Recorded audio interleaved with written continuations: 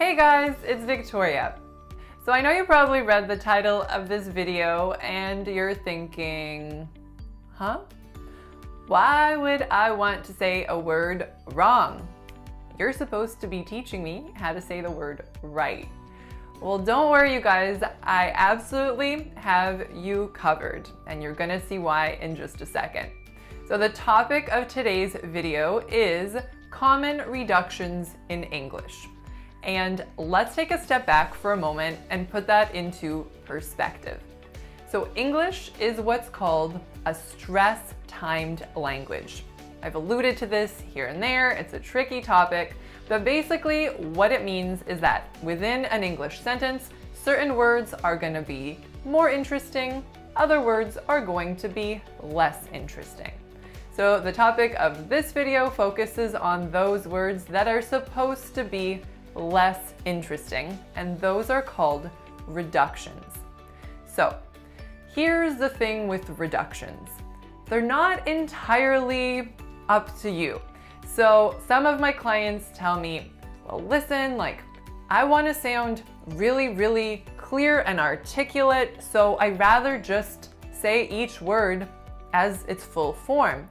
And the problem with that is that because English by definition is a stress-timed language, your listener has the expectation of stress-timed stress and rhythm. So if you choose to not reduce words that should be reduced, you are guaranteed going to be changing the rhythm of your speech, and you're very likely also going to be changing the meaning of what you're saying.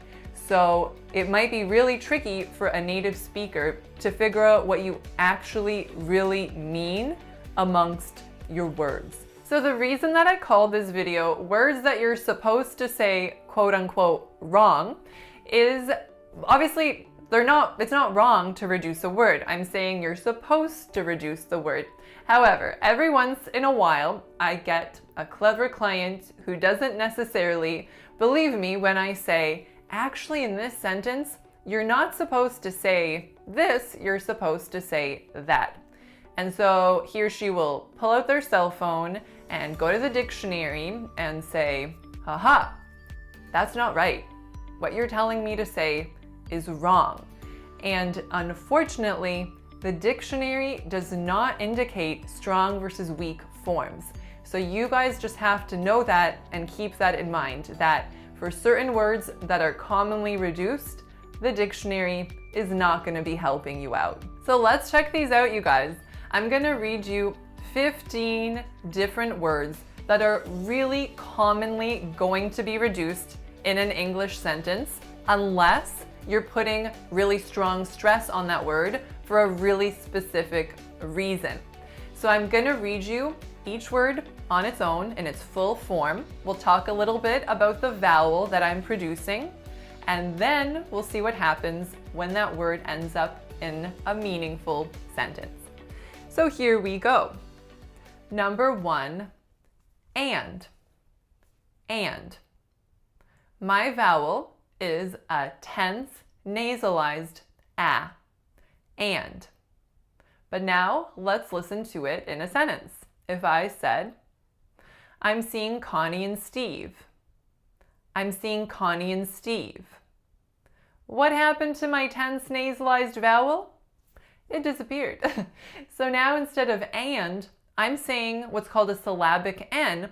Basically, it's schwa N, Connie and Steve.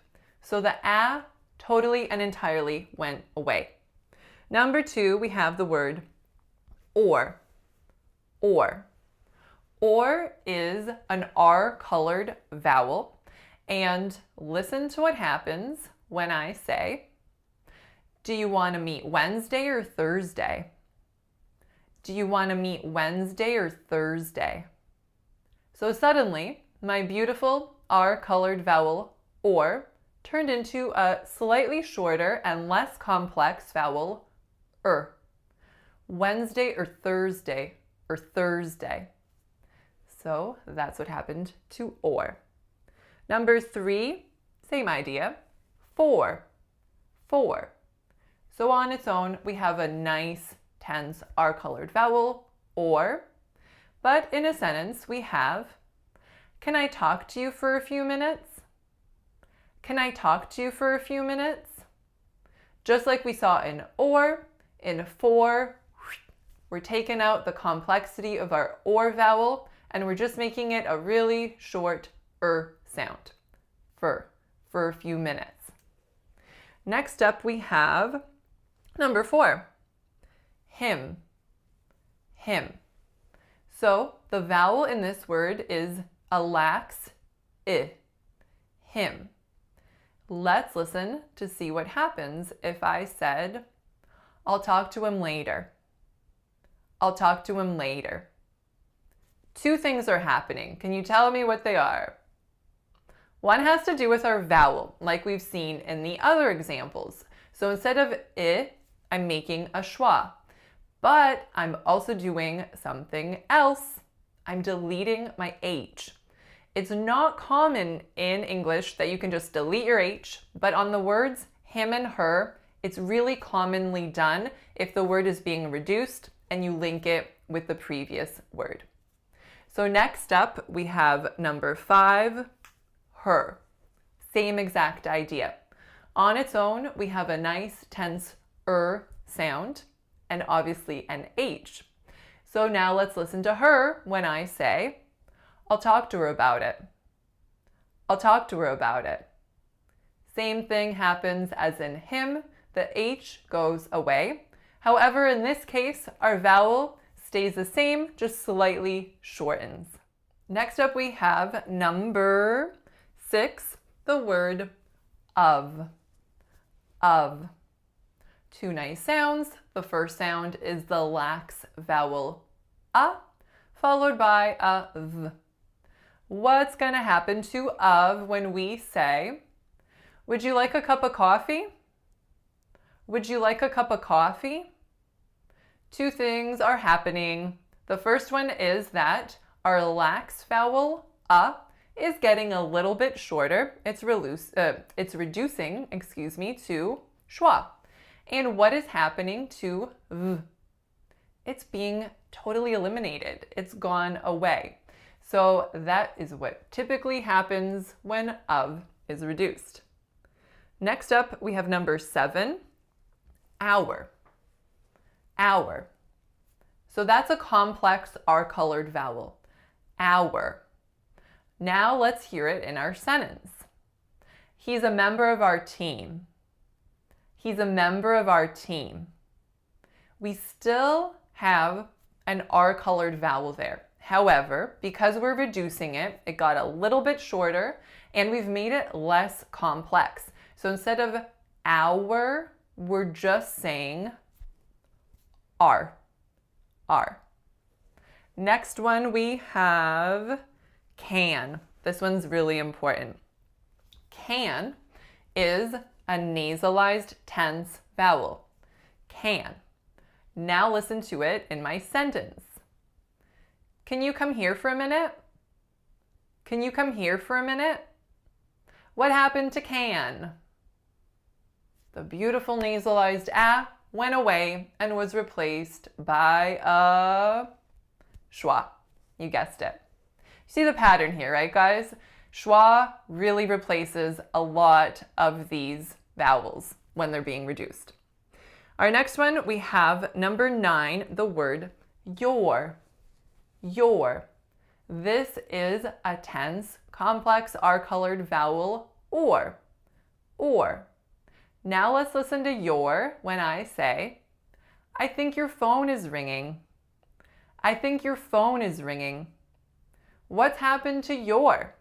Well, it's gotten less complex. We've removed the O component and it's gotten a little bit shorter because we reduced it to your.